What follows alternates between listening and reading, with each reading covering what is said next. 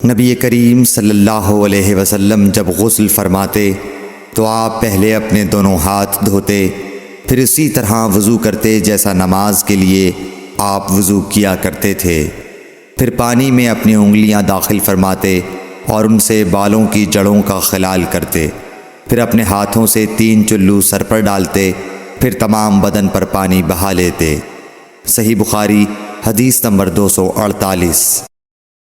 حضرت میمونہ رضی اللہ تعالی عنہا نبی کریم صلی اللہ علیہ وسلم کی زوجہ مطہرہ نے بتلایا کہ نبی کریم صلی اللہ علیہ وسلم نے نماز کے وضو کی طرح ایک مرتبہ وضو کیا، البتہ پاؤں نہیں دھوئے، پھر اپنی شرمگاہ کو دھویا اور جہاں کہیں بھی نجاست لگ گئی تھی اس کو دھویا، پھر اپنے اوپر پانی بہا لیا، پھر پہلی جگہ سے ہٹ کر اپنے دونوں پاؤں کو دھویا۔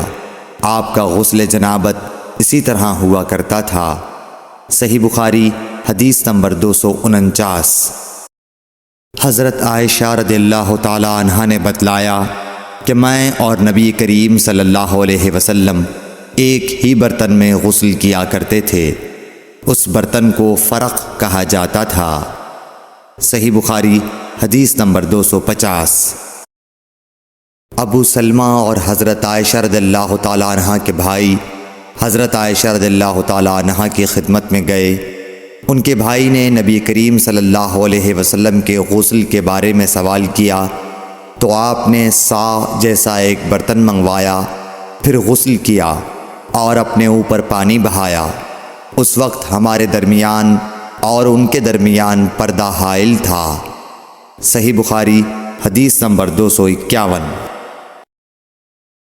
ابو جعفر محمد باقر نے بیان کیا کہ وہ اور ان کے والد جناب زین العابدین جابر بن عبداللہ کے پاس تھے اور کچھ اور لوگ بھی بیٹھے ہوئے تھے۔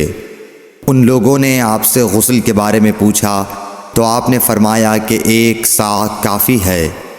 اس پر ایک شخص بولا، یہ مجھے تو کافی نہ ہوگا۔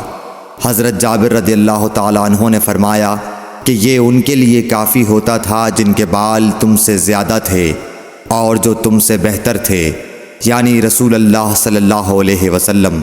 پھر حضرت جابر رضی اللہ تعالیٰ عنہ نے صرف ایک کپڑا پہن کر ہمیں نماز پڑھائی۔ صحیح بخاری حدیث نمبر 252۔